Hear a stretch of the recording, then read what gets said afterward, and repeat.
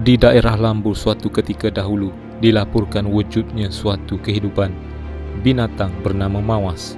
Mungkin sekarang dipanggil Bigfoot. Ada perbezaan dari segi fizikal dan cara kehidupan kedua-dua binatang ini. Mawas di daerah kampung Lambur kiri ini, iaitu di sebelah darat menghala ke laut, terdapatnya tanah berpaya dan pamah atau rata. Mawas yang wujud suatu ketika dahulu di sini adalah menyerupai bentuk fizikal manusia yang tinggi sekitar 5 kaki 3 inci atau lebih rendah sedikit. Badan berbulu dan tidak begitu tebal. Di kepalanya terdapat damar atau lilin dan warna kulit agak kehitaman. Tapak kakinya terbalik, iaitu berjalan menggunakan tumit ke depan. Oleh itu pergerakannya agak perlahan kalau dibandingkan dengan kita manusia. Cara binatang ini berjalan sebagaimana manusia, cuma nampak terbalik kerana tumit di sebelah depan dan seolah-olah seperti manusia berjalan ke belakang. Dia tidak berjalan seperti mana orang hutan atau beruk kera apabila berjalan di atas tanah, tapi menyerupai berjalannya seperti kita. Dia tidak mempunyai ekor sebagaimana kera atau beruk. Aktiviti memanjat pokok, terutama pokok bayas, agak kurang kerana dia sering menggunakan lengan yang bertulankan besi untuk menebang pokok-pokok kegemarannya. Mungkin binatang ini Allah jadikan tulang lengan dan kirinya dari besi. Dan kepupusan binatang ini juga hasil dari pemburuan manusia kepada besi tulang lengan mawas ini. Di dalam gambar ini dapat dilihat antara senjata kapak tulang mawas yang dikatakan diambil dari besi tulang lengan mawas. Difahamkan ada manuskrip Melayu lama yang menerangkan pembuatan keris yang menggunakan campuran besi tulang mawas ini. Dan bukanlah tulang mawas semata-mata dijadikan keris atau senjata. Untuk makluman, besi tulang mawas dalam saiz yang besar pernah dipamerkan di Muzium Negara pada tahun 1990. Terdapat 2 batang yang menyerupai tulang lengan manusia. Warnanya tidak ubah seperti besi hitam keperangan. Keris tulang mawas ini hanyalah sekadar campuran dari besi keris biasa dan besi yang terhasil daripada tulang mawas tersebut. Keris-keris yang dimasukkan tulang mawas tiada bezanya dengan rupa dan warna keris-keris lain. Cuma ia mengandungi racun di dalamnya. Tukang amat berhati-hati apabila menempa keris yang ingin dimasukkan tulang mawas ini, kerana ia akan menjadikan tukang pening, loya dan jatuh sakit. Menurut mitos orang Melayu dahulu, selain tapak kaki mawas yang terbalik, lubang hidung mawas juga ke atas, menadah ke langit. Sekiranya hari hujan atau ribut, mawas cepat-cepat kena cari tempat berlindung. Jika tidak, mungkin mereka akan mati ketika hujan lebat. Sekiranya tiada tempat berlindung pada waktu hujan lebat. Begitulah kisahnya yang pernah diceritakan oleh orang-orang tua dahulu. Apapun, tulang mawas ini amat berbisa jika terkena tikamannya. Biasanya pasti boleh membawa maut. Diceritakan orang-orang yang mempunyai ilmu kebal juga boleh tewas jika terkena keris yang diperbuat daripada besi tulang mawas ini. Juga tidak terkecuali besi keris tulang mawas ini boleh juga dijadikan racun yang boleh memudaratkan manusia. Umbut pokok adalah makanan utamanya. Umbut pokok bayas, pucuk daun kayu serta beberapa pokok hutan yang berada di hutan paya. Di lengan kiri dan kanannya bertulangkan besi, bersuara seperti suara manusia. Cuma tidak boleh bertutur atau bercakap seperti manusia. Kehidupan di hutan paya bakau atau dikelilingi dengan pokok bayas, mengkuang rubai serta hutan belukar yang agak sederhana dan sering bersendirian menerokai hutan-hutan berkenaan adalah kegemarannya serta hidup dengan selesa. Terdapat tabiat buruk pada kehidupan binatang mawas ini, iaitu kehidupan mereka tidak membiak. Kerana mawas betina seringkali memakan anaknya sendiri. Mungkin disebabkan sedemikian binatang ini telah pupus dan di samping kitaran kehidupannya telah berubah dan punca makanannya sudah tidak ada lagi. Kehidupan sering bersendirian, terutama mawas betina. Jadi di waktu itu amatlah susahnya untuk menemui ianya sepasang atau tidak langsung berkumpulan. Mungkin semasa mengawan boleh ditemui sepasang jantan dan betina. Tapi siapakah yang berani menemui mawas ini kerana kabarnya binatang ini buas dan ganas. Di dalam gambar ini adalah mawas seperti mana yang digambarkan orang yang pernah menemuinya di hutan Lambur Kiri. Damar atau lilin yang di atas kepala mawas ini menurut mereka seperti mana sangai ataupun tudung saji terbalik, manakala gigi taringnya tidak begitu menonjol keluar dari mulutnya, tapi ianya kelihatan apabila ia melihat manusia dan menyeringai.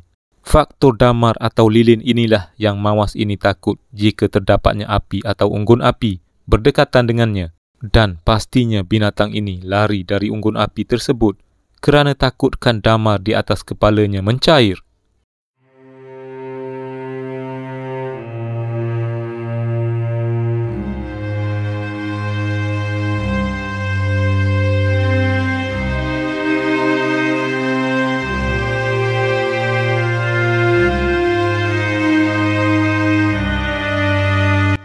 Sebagaimana kebiasaan, kedua-dua beradik ini, Puan Ngah dan Alang, mengemaskan peralatan untuk mencari mengkuang rubai yang banyak terdapat. Berhampiran hutan menghampiri tanah lembah dan berpaya. Pisau, parang, golok, mencapi, suluh raga, bujam, makanan dan air minuman. Seawal pagi, kedua-duanya telah siap untuk mencari mengkuang rubai. Mengkuang rubai kebanyakannya banyak terdapat berhampiran dengan laut atau lembah, dan ada kalanya mereka kena bermalam di dalam hutan tersebut kerana tempat pencarian yang agak jauh. Setelah sampai ke tempat yang dituju, masing-masing melakukan kerja-kerja mencantas daun rubai dan disusun mengikut pelepahnya, sebagaimana menyusun mengkuang air juga untuk disisip bagi memudahkan membawanya balik. Hari dah makin petang, sedang Puan Alang asyik dengan kerjanya, terdengar di telinganya bunyi orang memanggil, "Oi, oi, oi," dengan nada sayup di kejauhan. Dalam benak fikirannya, mungkin kakaknya memanggil dia agar tidak terlalu jauh dengannya sambil membuat kerja. Tak apalah, disahut jelah. Maka beliau pun berteriak, "Oi, oi, dekat sinilah." Puan Meah berada tidak jauh dari Puan Alang dan berasa pelik pula siapa yang disahut oleh Alang itu. Dalam hatinya berkata, setahu dia, tadi mereka bertiga sahaja yang datang mencari rubai ini. Puan Meah kembali membuat kerjanya dan tidak begitu menghiraukan panggilan berkenaan. "Oi, oi, oi," terdengar lagi teriakan atau laungan. Tanpa rasa ada apa-apa yang mencurigakan pada laungan itu, Puan Alang tetap juga melaungkan, "Oi, di sini." "Oi, oi," sekali lagi laungan itu terdengar oleh Puan Alang. Kali ini laungan itu sudah hampir bunyinya dengan tempat beliau mengambil mengkuang rubai. Perasaan hatinya dah tak berapa sedap dan memerhatikan suasana di sekelilingnya. "Oi, oi," terdengar laungan itu, dan kali ini tubuh yang memanggil terlihat dan terdengar dengan suaranya sekali. Dan jarak antara keduanya kini kira-kira serantai sahaja. Dengan mencampakkan pisau di tangan serta mengkuang rubai, Puan Alang seperti hilang akal melompat berlari memanggil kakaknya Ngah Meah. "Meah, Meah, tolong, tolong!" dengan pekikan yang kuat serta cemas, dan binatang mawas tadi menampakkan wajahnya dengan menyeringai serta menjuihkan bibirnya, sambil tangan kiri mawas ini memegang kemaluan menunjukkan kepada Puan Alang dalam bahasa badannya yang bermaksud mawas jantan berkenaan hendak mengawan. Oleh kerana suara pekikan dari Puan Alang begitu kuat dan cemas, maka suaminya juga turut berlari mendapatkannya dan terkejut apabila melihat mawas yang kini tidak pernah dilihatnya menuju ke arah mereka. "Cepat Meah, ambil mencapi, hintu dan perunkan api," teriak suami Puan Alang. Dalam kekecohan itu, dengan segera Puan Meah mengambil mencapi dan mencucuh suluh. Daun kelapa kering diikat dan anyam yang memang ada dibawa apabila mereka keluar mengambil rubai, dan mengumpulkan kayu-kayu kecil yang kering untuk menjadikan perun api yang besar menyala. Dengan berbuat demikian, mawas akan lari kerana takut akan damar atau lilin di atas kepalanya terbakar. Sementara ketiga-tiga mereka berlindung mendekati perun api berkenaan sambil memerhatikan tindakan mawas dari unggun api tersebut. Mawas berkenaan amat marah apabila melihat api dan cuba mengacah-ngacah dari jauh dengan gaya menerkam serta menghampiri unggun api. Ketiga-tiga mereka naik cemas dan panik apabila melihat mawas menghampiri mereka bertiga di tepi unggun api. Cubalah kita bertahan di sini, suara Puan Meah menyeru adik dan adik iparnya, dan mengikut orang tua-tua dahulu. Dengan api sahaja yang boleh menakutkan binatang mawas ini. Dan kita jangan berpecah atau lari. Saranan dan kata-kata yang keluar dari mulutnya. Unggun api berjaya dihidupkan dengan turut membakar kayu-kayu kecil di sekitar yang mampu dicapai oleh Puan Meah yang dicampakkan ke dalam unggun api. Nampaknya mawas semakin panas dan mula berundur sedikit demi sedikit ke belakang. Ini kerana bahang unggun api telah terasa di kulit badannya.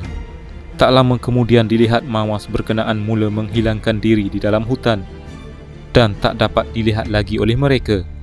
Marilah kita balik, kata Puan Meah sambil mengarahkan adiknya menyusun daun-daun rubai yang telah dipotong untuk dibawa balik. Sekian.